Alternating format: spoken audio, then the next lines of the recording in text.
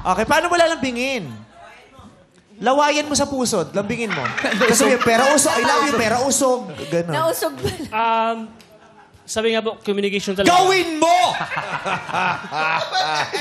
Tinatakot, Para si diba? Sunburn, ikaw. Tinatakot lang. De, joke lang. So, paano mo nga lalambingin? Kasi sabi mo lalambingin. Oo, paano mo Pakita siya sa amin. susuyuin? Anong gagawin mo? Yakapin. Di mo naman pala kaya, puro kasalita. Sabi mo lalambingin mo, di ka naman marunong. Hindi, baka naman nahihiya sa akin. Kim Chu, ikaw do dito. Yes! Oy, oy! Galit ako sa'yo. Ayoko nang makipag-jowa sa'yo. Love, Break na tayo. hindi, okay lang yan. Kasi normal naman talaga na meron tayong misunderstanding. Dapat, Ba't parang naririnig ko yung konsensya ko? dapat mag-usap tayo maayos kasi hindi worth it talaga na mag-away tayo dito Bagay sa pa rin si Kim Cho tsaka si Apolinario Mabini. Hindi siya ako rin Bakit hindi po ni Matt yan? Mat yan eh. Si Matt yung makikipag-usap ka talaga. Opo. Kasi Usap talaga siya. Yun lang naman talaga yung way para maging okay kayo eh.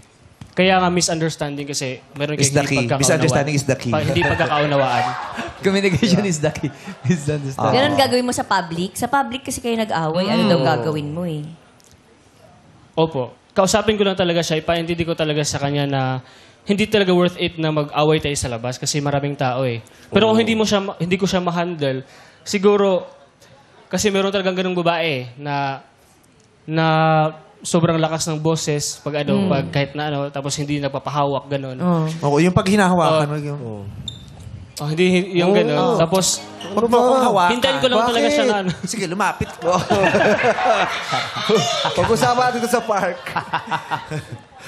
Iiwan mo siya Usap sa... tayo sa Hindi po, park. hindi po. Tama Hintay- ko sa pag-usap tayo sa park. hintayin ko na lang po siya na maging kalmado, ganun. Para Okay. kausapin ko siya na maayos. Oo.